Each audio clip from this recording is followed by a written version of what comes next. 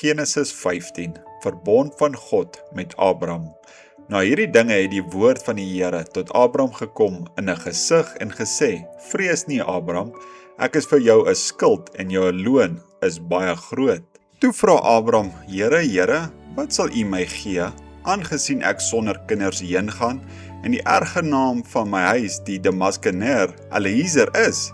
Verder het Abram gesê, aan my het u geen nageslag gegee nie, so sal dan die bediende van my huis my erfgenaam wees. Toe kom die woord van die Here tot hom en sê, hierdie een sal jou erfgenaam nie wees nie, maar die een wat uit jou liggaam sal voortkom, hy sal jou erfgenaam wees. Daarop lei hy hom uit na buite met die woorde, kyk nou op na die hemel en tel die sterre as jy hulle kan tel. En hy sê vir hom, so sal jou nageslag wees. En hy het in die Here geglo, en hy het hom dit tot geregtigheid gereken. Verder het hy vir hom gesê, ek is die Here wat jou uitgelei het uit Ur van die Chaldeërs om jou hierdie land in besit te gee. En hy sê, Here, waaraan sal ek weet dat ek dit in besit sal neem?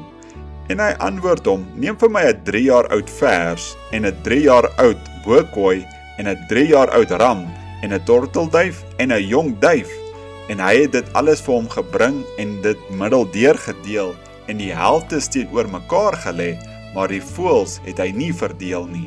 Toe kom daar roofvoëls op die dooie diere af, maar Abram het hulle weggejaag. En toe die son wou ondergaan, val daar 'n diepe slaap op Abram, en kyk, skrik en groot duisternis het hom oorval. Daarom sê hy vir Abram, weet verseker dat jou nageslag vreemdelinge sal wees in 'n land wat aan hulle nie behoort nie. Daar sal hulle diensbaar wees en verdruk word vir 400 jaar lank. Maar ek sal ook die nasie oordeel aan wie hulle diensbaar moet wees, en daarna sal hulle uittrek met baie goed.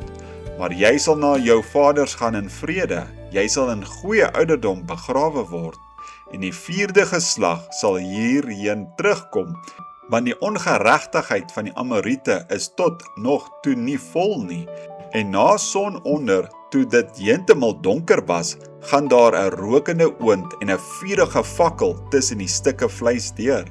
Op die dag het die Here met Abram 'n verbond gesluit en gesê, aan jou nageslag gee ek hierdie land, van die rivier van Egipte af, tot by die groot rivier, die Eufratrivier, die Kanaaniete en Kenesiete en Kamoniete en Hittite en Feresiete en Rafiite en Amorite en Kanaaniete en Gerasiete en Jebusiete.